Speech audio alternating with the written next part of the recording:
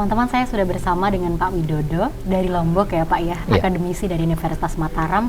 Mungkin ada dua pertanyaan Pak dari saya. Yang pertama, bagaimana Pak Widodo melihat problematika peninjauan kembali di Indonesia?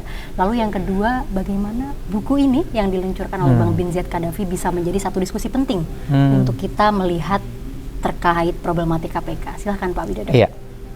Iya, ada laboratorium istimewa untuk melihat PK. Dan ini terjadi di Lombok.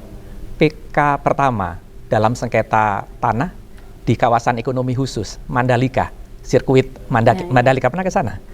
Saya belum, tapi familiar sekali. Oke. Iya.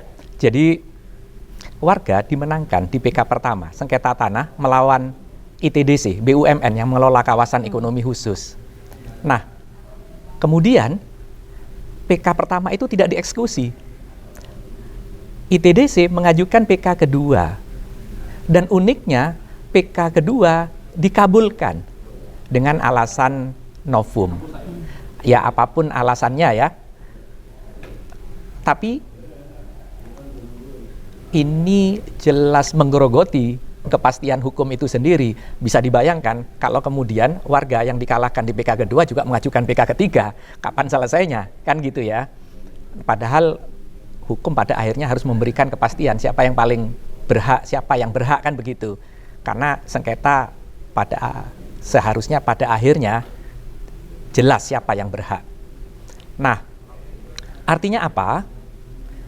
Saya kadang bertanya sebagai dosen hukum yang mengajar hukum, kebenaran hukum itu kebenaran apa?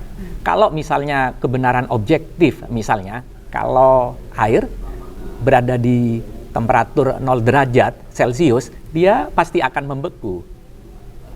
Sifatnya deterministik. Begitu juga kalau benda ini misalnya, ini saya lepaskan, kira-kira dia akan jatuh kemana? Jatuh ke bawah. Pasti, niscaya, karena ia tunduk pada gaya gravitasi. Tapi kebenaran hukum tidak sepasti, artinya kepastian hukum tidak sepasti sebagaimana dalam ilmu-ilmu pasti. Tetapi para sarjana hukum percaya, walaupun kepastian hukum itu ilusi, tapi selalu itu diajarkan dan ditekankan supaya orang percaya kepada hukum.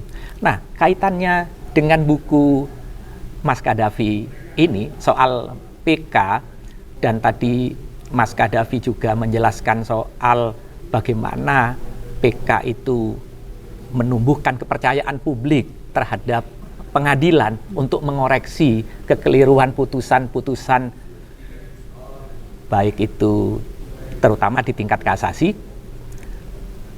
Tetapi saya juga bukan pesimis.